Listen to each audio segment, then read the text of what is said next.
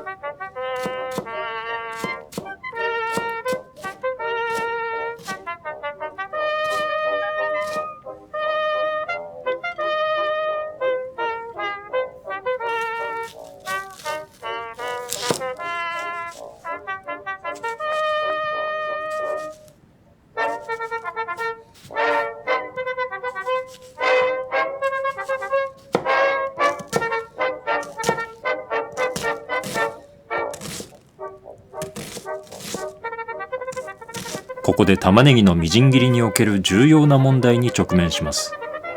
端っこの部分です。すでに涙で視界も悪くなっていますから、えいやとゴミにしてしまえばいいのですが、それでは玉ねぎに申し訳が立ちません。茶色い部分ギリギリまでみじん切りにします。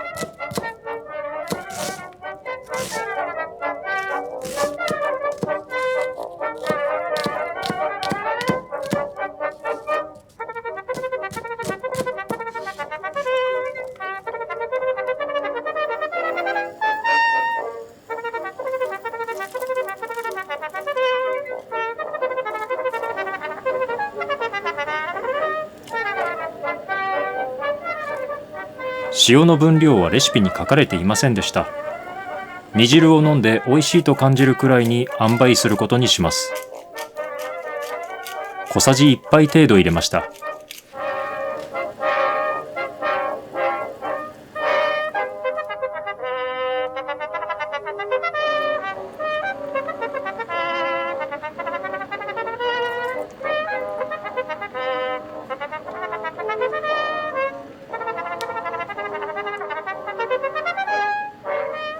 煮込んでいる間にオランダソースを作りましょう。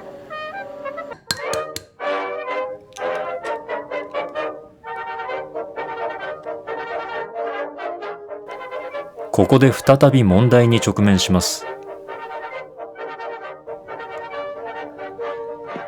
白身を捨ててしまうのは卵に申し訳が立ちません。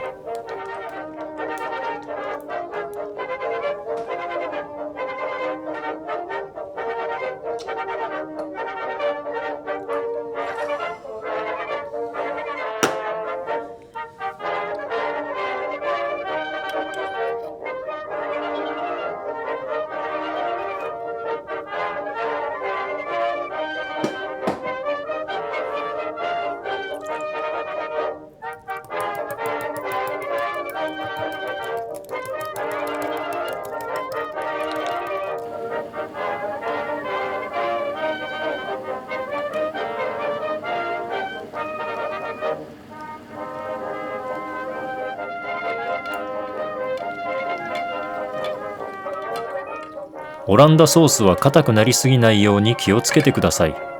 これはちょっと火を通しすぎたかもしれません。慌てて冷水で冷ましました。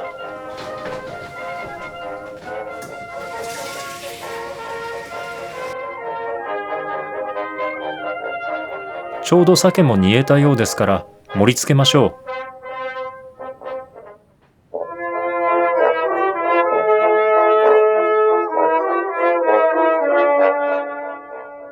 鮭のオランダソースかけの完成です。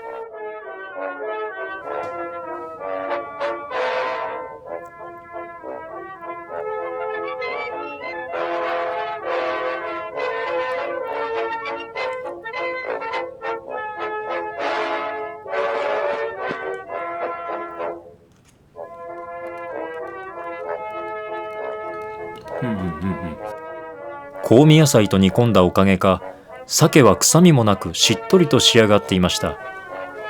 特にこのオランダソースがおすすめで、直火で湯煎しなければ失敗もしにくいでしょう。個人的にはソースが少し足りないと感じたので、レシピよりも多めに作るのがいいかもしれません。